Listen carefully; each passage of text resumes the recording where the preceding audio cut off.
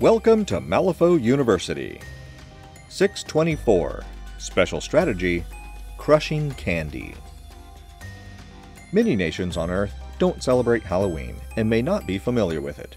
This holiday falls on October 31st each year and may be rooted in pagan superstitions, but now is a celebration of scary stories, costumes, and candy.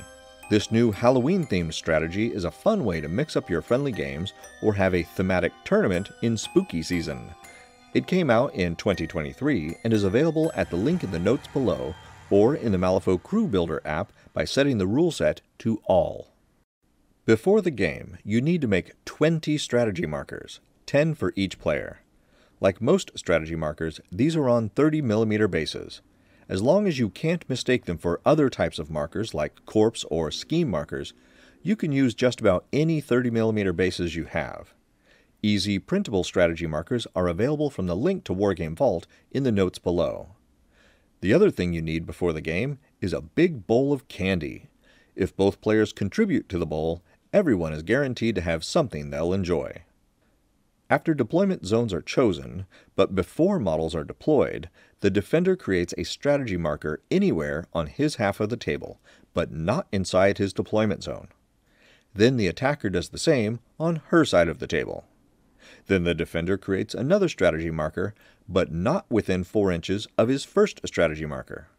Keep alternating back and forth until each player has put 10 strategy markers on his table half, none within a deployment zone, and none within 4 inches of other friendly strategy markers. Your opponent is going to try to come over and crush your markers, so the harder you can make them to reach, the better. Once they're all down, deploy your models as usual.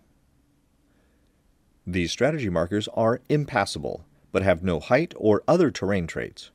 Impassable means models cannot move through them unless the model has the incorporeal ability, flight, or something similar. You also cannot overlap the base of a model or other marker with these impassable strategy markers. The goal of this strategy is to remove enemy strategy markers with the Crushing Candy tactical action, which all models in the game have. Crushing Candy has a 1-inch range and a stat 6 with a target number of 10. Unless some other game effect prevents you from declaring triggers, you must declare a trigger when using this tactical action. The action itself removes the targeted strategy marker, and you can cheat the duel to get a certain suit if you want.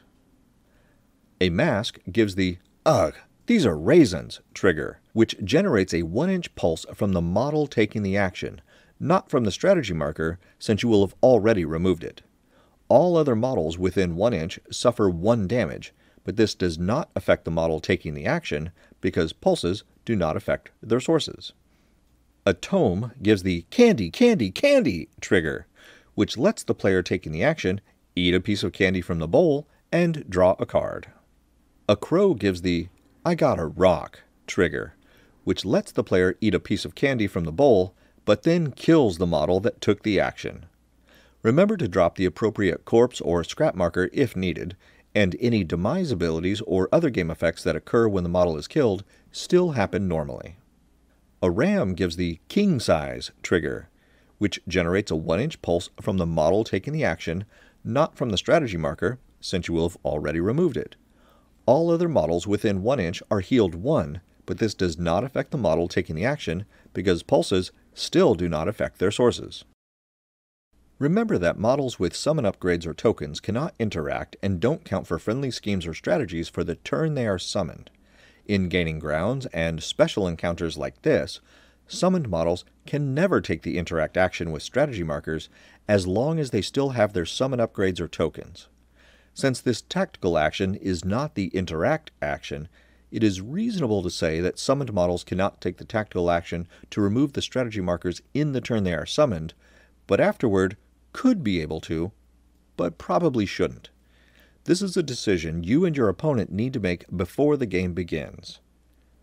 A model with the insignificant ability, which states it is always ignored for friendly schemes and strategies, would not be able to take the Crushing Candy tactical action at any time. Both summoned and insignificant models would, however, be able to heal or take damage from the action's triggers in any turn. However you choose to apply these rules, Have this conversation with your opponent before the game begins, so you're both playing with the same expectations and understanding of this special strategy. At the end of each turn after the first, a crew gets 1 victory point if it removed more strategy markers than it has scored VP for this strategy. So, if you removed 1 strategy marker during any turn after the first, you get 1 point. To score another point, you have to remove 2 strategy markers during the turn, and so on. No matter how it adds up, though, you never score more than 1 victory point in any turn. If you play a perfect strategy, you'll remove 4 strategy markers in turn 5 to score the 4th victory point. If you remove too many too early, you won't be able to score all 4 points. Let's see this in action. A resurrectionist crew led by Mortimer is playing Crushing Candy with the Dreamer's Nightmare crew.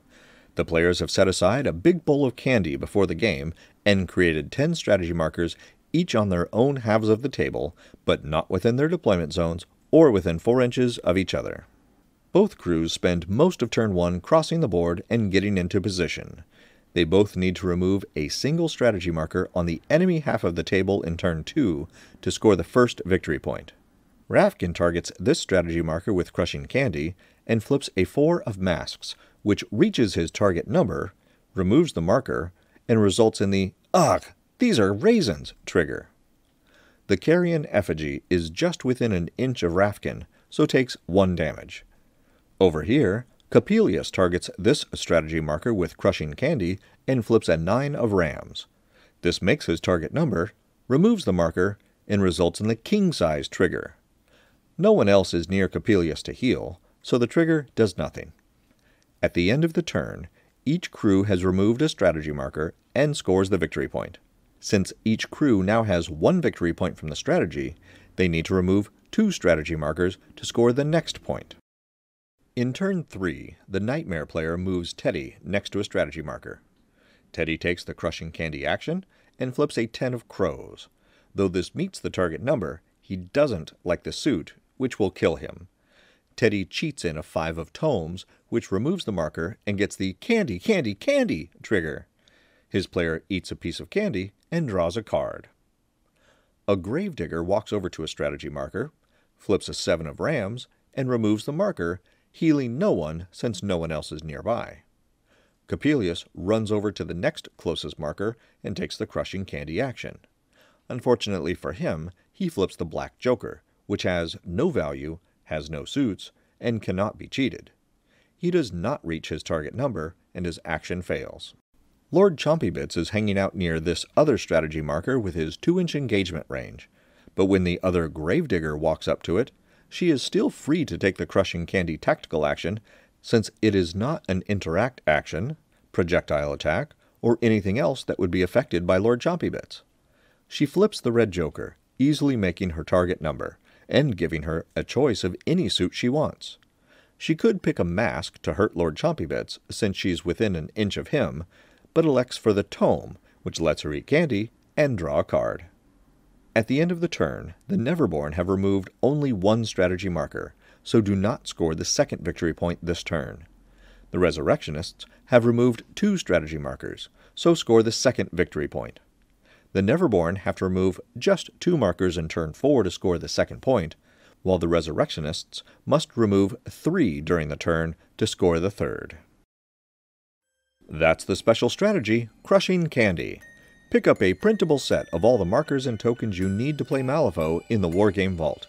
If you haven't already, join us on Patreon to receive early, ad-free access to all new content. And be sure to visit the Malifaux University gift shop for the latest in Malifaux-themed shirts, hoodies, drinkware, and more. Links are in the notes below. And remember, play friendly games, keep it simple, and have fun.